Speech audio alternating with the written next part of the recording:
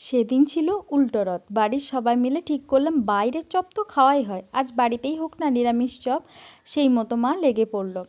তেল গরম করে প্রথমে এক মুঠো বাদাম ভেজে নিল, এদিকে আলুগুলো মেখে নিল। আর সব প্রথমে মা রেডি করে নিয়েছে, আলু সেদ্ধ, বাদাম ভাজা, নারকেল কুচোনো, কিশমিশ। তারপর তেল গরম করে তার মধ্যে দিল আদা আর অনেকগুলো লঙ্কা বাটা, সেটা দিয়ে দিল। হিং দিল বেশি করে, তারপর নুন, তারপর হলুদ, তারপর একটা গুঁড়ো মশলা দিল, সেটা হচ্ছে জিরে, ধনে আর একটু গোলমরিচ গুঁড়ো করা। সেইটা দিয়ে ভালো করে প্রথমে মা নেড়ে নিল তেল না বেরোনো অবধি। তারপর দিল একটু গরম মশলা।